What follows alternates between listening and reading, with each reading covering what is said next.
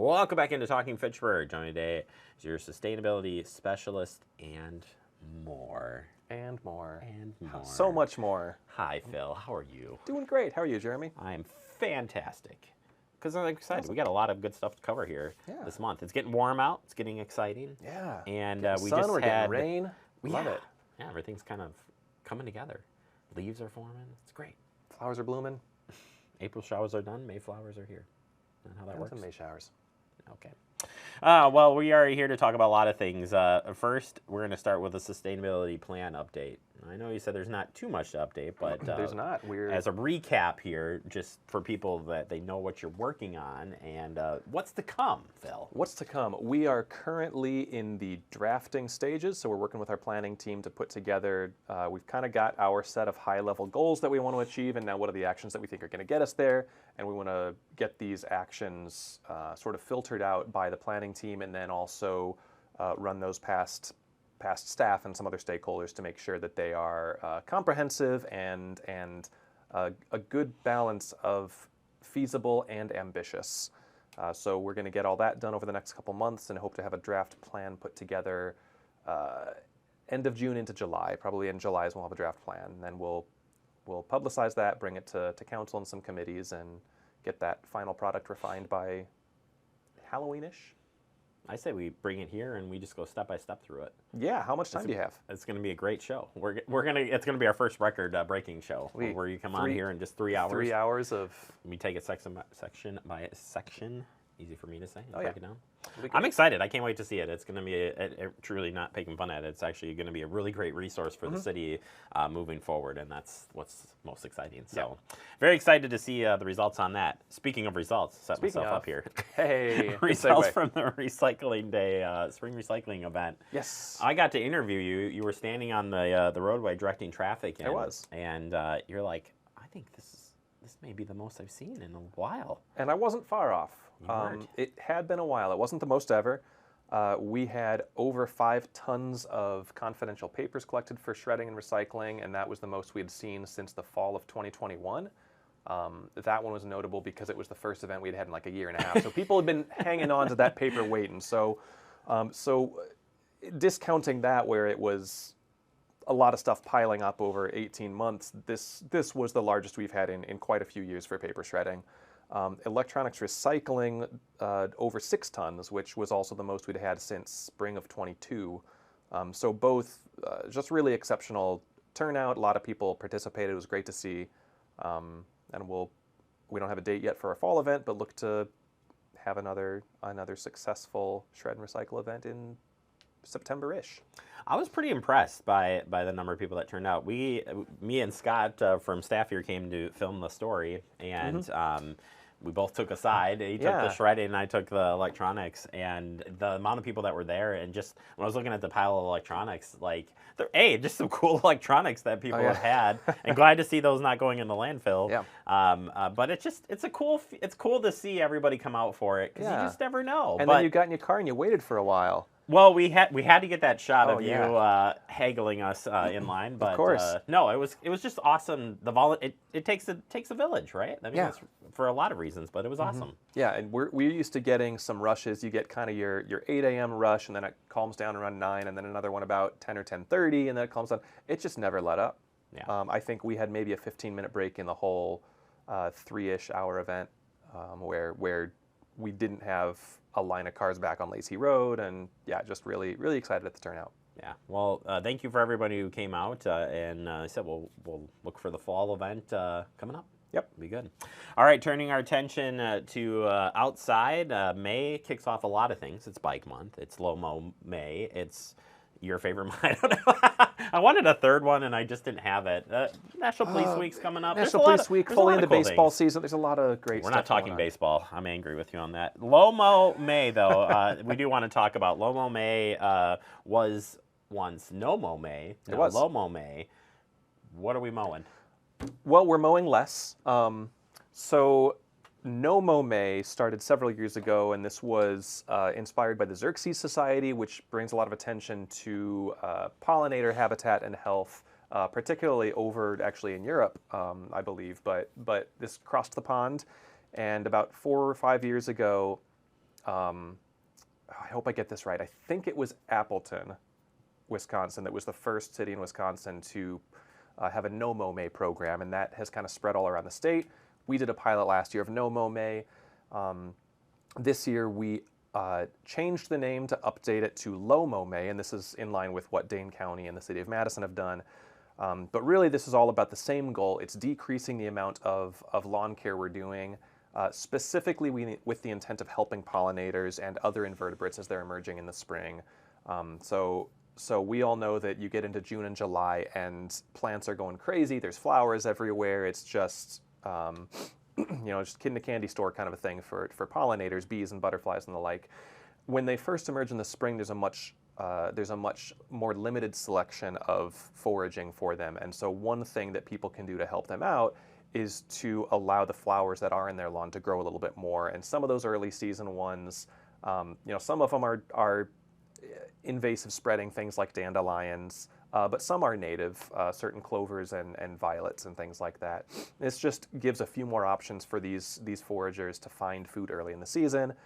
You've also got pollinators that take shelter in the soil early on when things are still warming up, and not mowing means that we're disrupting them a little bit less. The reason we switched from no mow to low mow May is just because no mow, one, it's not actually what we recommend primarily, but two, we felt that it was that low mow was more accessible, that more people would be likely to participate if they felt like there's an option for me to mow less, but none at all.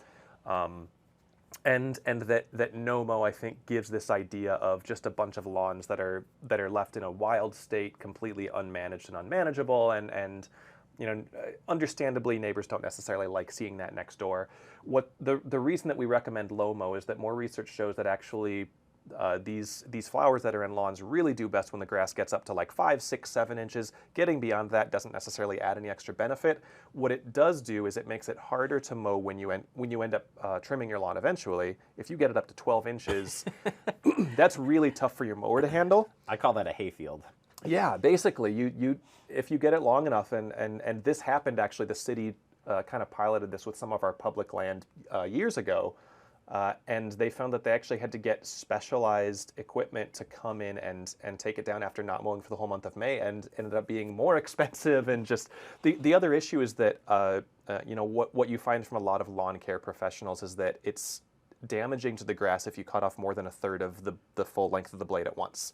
So if it's 12 inches long, don't cut more than 4 inches at once. If it's 9 inches, don't cut more than 3 inches. So when you really let the grass grow long, once you do chop it down, it's more likely that you're cutting off over half of the blade, and that can damage the grass and cause problems, and let more weeds come in as the summer goes along.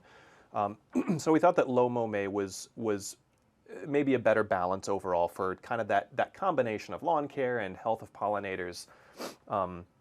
The other thing we encourage during low mow May, and this is really something that can be done throughout the year, is replacing some of our turf grass lawns with native grasses, with native bushes and trees and shrubs and other native landscaping that is beneficial throughout the year. It's not just about helping pollinators in May. We have a lot of urban and suburban environments that have really they've really segmented natural landscapes into very, very small sections that these pollinators have to travel much greater distances to get to foraging. And so if we can sprinkle more of those native plants in our yards, then that gives them sort of those rest stops along the way, and it makes it just easier for them to find food. Yeah. And then encourage people to use fewer chemical fertilizers, try to make sure we do things like leaf-free streets in the fall so that we don't get all those leaves going into waterways and filling them up with nitrogen and phosphorus. There's a lot of things we encourage year-round, but this is a good way to kick it off with low mow May. I agree, and I think too, just exploring the idea. Mm-hmm. Like if you want to mow your lawn, mow your lawn. If you want to, do the things. But considering the facts of if you want to help the pollinators, there are steps that you can take to do that. Whether it's with your lawn, the pollen, making the gardens, I think is a great idea. Yep. And just understanding what it all means and what you can do, change one thing. I changed the fertilizer. I'm like, maybe I shouldn't do the fertilizer. Like I got opted out of that. It was actually pretty interesting because it didn't, this isn't the worst thing ever. And I just but there were other reasons. But but ultimately, like I'm like, yeah, I do want to bring the pollinators back, and I eliminated a lot of their things. So like, what could I do to? Right. But that's not everybody's.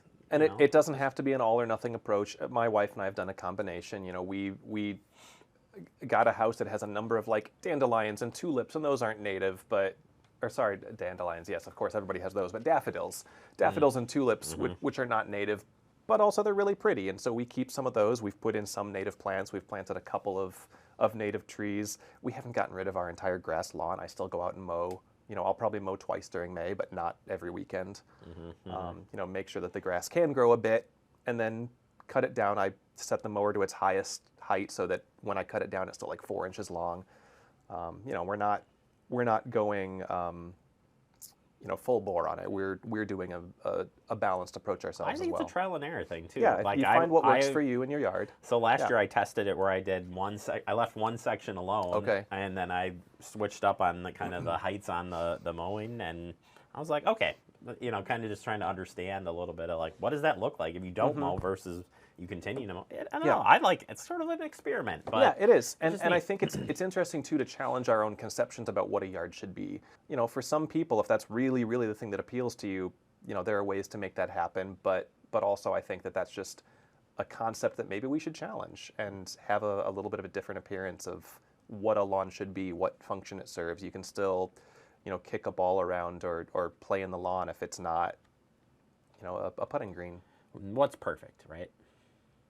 Eye of the beholder. Eye of the beholder, I'd say. That's right. Finally, it is bunk month. It's bike month. Hey, it's bunk month too. You know, bunk up and bike month. Don't do that now. Bike month. Really good, again, getting outside, taking advantage of the great bike trails across Wisconsin. Here in Fitchburg, got some pretty nice bike trails, though. Got some good bike trails. trails. Yeah, so May is National Bike Month, as promoted and kind of organized by the League of American Bicyclists. May 13 to 19 is National Bike to Work Week, or National Bike Week, and May 17th, the Friday, is National Bike to Work Day, or Bike to School Day. In Fitchburg, we'll be celebrating that with Mayor Julia leading a bike ride from McKee Farms Park over by the B-Cycle docks to City Hall. I don't know if we have a time for that yet. Do you use it 9 a.m.? TBA. All right.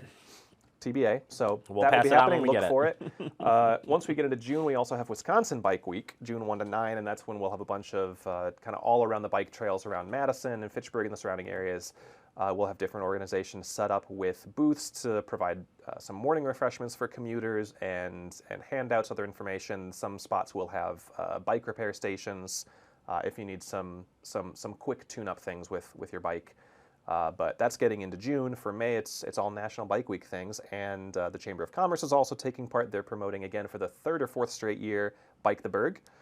This is a spring, summer, fall long celebration of bicycling in Fitchburg and encouraging people to sign up. You can get a T-shirt with the Bike the Berg branding on it, but sign up and just get out and ride your bike. People are challenged to ride 150 miles over the course of the, I believe it's May through September challenge. If you sign up and register, and if you, I believe, if you hit certain milestones with your riding, you get registered for prizes from local businesses. You can either kind of do your own riding and tracking it, or some people will create group rides and post those on the Bike the Berg website, so you can look for those and try to join those as well. So just a great time to start celebrating our lovely May weather and get on your bike and ride. Full circled it right there. It's May, get outside, enjoy it. It's nice, Yeah. It's beautiful. All right, Phil, I appreciate the time and the conversation. We'll see you back here next month. All right, play ball.